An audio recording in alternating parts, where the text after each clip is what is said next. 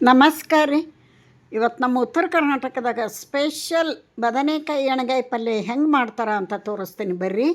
ಅರ್ಧ K G ಬದನೆಕಾಯಿ ತೊಗೊಂಡಿನಿ. ಫ್ರೆಶ್ ಇರಬೇಕು ಬದನೆಕಾಯಿ.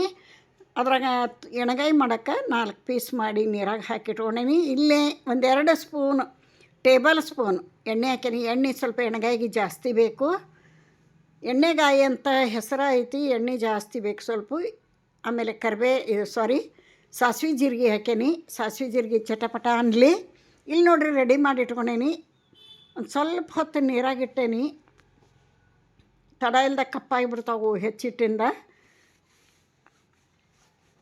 ಬಿಸಿ ಬಿಸಿ ಜೋಳದ ರೊಟ್ಟಿಗೆ ಹೇಳಿ ಮಾಡಿಸ್ತಂಥ ಒಂದು ಎಣ್ಗಾಯಿ ಬದ್ನಿಕಾಯಿ ಪಲ್ಯ.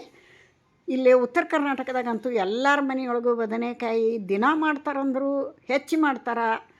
ಬದ್ನಿಕಾಯಿ ಬಜ್ಜಿ ಮಾಡ್ತಾರೆ, ಬದ್ನಿಕಾಯಿ ಚಟ್ನಿ ಮಾಡ್ತಾರೆ, ಬದ್ನಿಕಾಯಿ ಸಾಂಬಾರು ಮಾಡ್ತಾರೆ, ಬದ್ನಿಕಾಯಿ ಎಣ್ಗಾಯಿ ಪಲ್ಯ ಮಾಡ್ತಾರೆ, ಸುಟ್ಟು ಚಟ್ನಿ ಮಾಡ್ತಾರೆ. ಒಟ್ಟು ಬದ್ನಿಕಾಯಿ ಇರ್ಬೇಕು ನೋಡ್ರಿ ರೊಟ್ಟಿ ಜೊತೆಗೆ.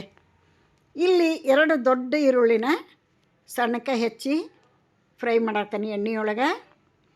ಅದು ಹಸಿ ಸ್ಮೆಲ್ ಹೋಗಿ ಚೆಂದಾಗಿ ಬೇಯಬೇಕು. ಅಲ್ಲಿ ಮಟ್ಟ ಕೈ ಆಡ್ಸೋಣ ನೋಡಿರಿ, ಈ ಥರ ಬೇಯಬೇಕು. ಇವಾಗ ಹಸಿ ಮೆಣಸಿನ್ಕಾಯಿ ಪೇಸ್ಟ್ ಹಾಕಾಕತ್ತೀನಿ. ಹಸಿ ಮೆಣಸಿನ್ಕಾಯಿ ಪೇಸ್ಟ್ ಅಂದ್ರೆ ನಿಮಗೆ ಹೇಳಿರ್ತಾನೆ ನಾನು. ಹಸಿ ಮೆಣಸಿನ್ಕಾಯಿ, ಶುಂಠಿ, ಬೆಳ್ಳುಳ್ಳಿ, ಕರಿಬೇವು, ಕೊತ್ತಂಬರಿ, ಜೀರಿಗೆ ಇದನ್ನು ಜಬಡ ಜಜ್ಜಿಟ್ಕೊಂಡಿರ್ತೀವಿ, ಪಲ್ಯಕ್ಕೆ ಯೂಸ್ ಮಾಡ್ತೀವಿ. ಬದ್ನಿಕಾಯಿ ಎಣ್ಗಾಯಿನ ಹಿಂಗೆ ಮಾಡಿರೂ ರುಚಿ ಭಾಳ ಆಕೈತಿ, ಮತ್ತು ಒಣ ಖಾರ ಹಾಕಿ ಮಾಡಿರೂ ರುಚಿ ಆಕೈತಿ. ಅದರದ್ದೇ ರುಚಿ ಬೇರೆ ಬೇರೆ ಆಗ್ತಾವೆ. ಹುಣಸೆ ಹಣ್ಣಿನ ರಸ, 1 ಲಿಂಬೆ ಹಣ್ಣಿನ ಗಾತ್ರದಷ್ಟು ಹುಣಸೆ ಹಣ್ಣು ನೆನೆಸಿಟ್ಟಿದ್ದೆ, ಅದರ ರಸ ಹಾಕೋಣ. ಈ ಹಸಿ ಮೆಣಸಿನ್ಕಾಯಿ ಪೇಸ್ಟ್ ಹಾಕಿಂದನು ಹಸಿ ಸ್ಮೆಲ್ ಹೋಗಬೇಕು. ಅದು ಚೆಂದಾಗಿ ಎಣ್ಣೆಯೊಳಗೆ ಬಾಡಿಸ್ಕೋಬೇಕು. ಆನಂತರ ಹುಳಿ ಹಾಕಿಂದನು ಅದು ಕುದಿಬೇಕು ಚಲೋ ಹೊತ್ನಂಗೆ. ಎಣ್ಗಾಯಿ ಪಲ್ಯ ಅಂದರೆ ಯಾರಿಗೆ ಇಷ್ಟ ಇಲ್ಲರಿ. ಇಲ್ಲಿ ನೋಡಿರಿ ಬೆಲ್ಲ, ಅರ್ಶಿಣ ಪುಡಿ, ಗುರಳ್ ಪುಡಿ, ಮಸಾಲೆ ಪುಡಿ ಇದನ್ನು ಹಾಕೋಣ. ಇದಕ್ಕೆ ಹುಳಿ ಹಾಕಿನ ಬೆಲ್ಲ ಹಾಕಬೇಕು. ಉತ್ತರ ಕರ್ನಾಟಕದ ಅಡುಗೆ ಅಂದ್ರೆ ಹಂಗ್ರಿ, ಉಪ್ಪು, ಖಾರ, ಹುಳಿ, ಬೆಲ್ಲ ಬಾಯಿ ಚಪ್ಪರಿಸ್ಕೊಂಡು ತಿನ್ನೋಂಥದ್ದು ಇರ್ತೈತಿ. ಭಾಳ ಅಂದ್ರೆ ಭಾಳ ಇಷ್ಟಪಡ್ತಾರೆ. ಯಾರು ಉತ್ತರ ಕರ್ನಾಟಕದ ಊಟ ಉಂಡಿರಂಗಿಲ್ಲ ಅವರು ಫಸ್ಟ್ ಟೈಮ್ ಉಂಡ್ರೆ ಭಾಳ ಇಷ್ಟಪಡ್ತಾರೆ. ಆನಂತರ ನೋಡಿರಿ ಇಲ್ಲಿ ಒಣ ಕೊಬ್ಬರಿ, ಶೇಂಗಾ ಹುರಿದು ಪೌಡ್ರ್ ಮಾಡಿ ಇಟ್ಕೊಂಡಿದ್ದೆ, ಅದನ್ನೂ ಹಾಕ್ತೀನಿ. ಹಾಕಲೇಬೇಕು ಎಣ್ಗಾಯಿಗೆ.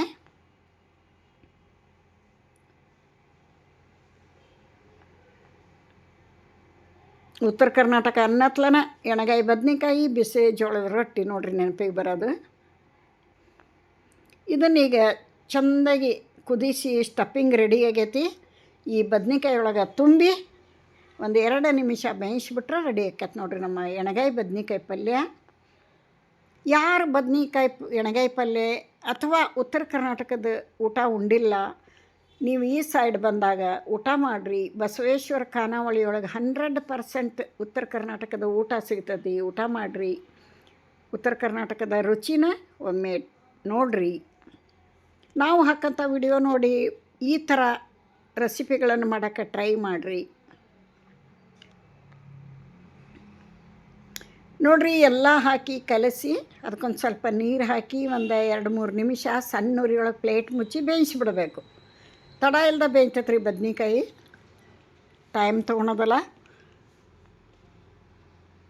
ಸೂಪರ್ ಟೇಸ್ಟಿ ಆದಂಥ ಎಣ್ಗಾಯಿ ಬದ್ನಿಕಾಯಿ ಪಲ್ಯ ರೆಡಿ ಆಕತಿ.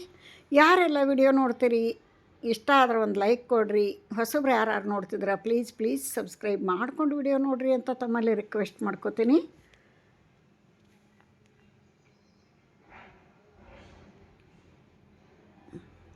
ಮೇಲೆ ಪ್ಲೇಟ್ ಮುಚ್ಚಿ ಬೇಯಿಸ್ಬಿಟ್ರೆ ಆತು. ಅದು ಕುದಿಯೋ ಮಟ್ಟಿಗೆ ನೀರು ಹಾಕಬೇಕು. ಭಾಳ ತೆಳ್ಳಗೆ ಮಾಡಬಾರ್ದು, ಭಾಳ ಗಟ್ಟಿ ಮಾಡಬಾರ್ದು. ಇದು ರೊಟ್ಟಿಗೂ ಸೈ, ಚಪಾತಿಗೂ ಸೈ, ಅನ್ನಕ್ಕಂತೂ ಬಿಸಿ ಅನ್ನಕ್ಕೆ ತುಪ್ಪ ಹಾಕ್ಕೊಂಡು ಇದನ್ನ ಗ್ರೇವಿ ಹಾಕ್ಕೊಂಡ್ರೆ ಸಾಕ್ರಿ. ಭಾಳ ಅಂದ್ರೆ ಭಾಳ ಟೇಸ್ಟಿ ಇರ್ತೈತಿ.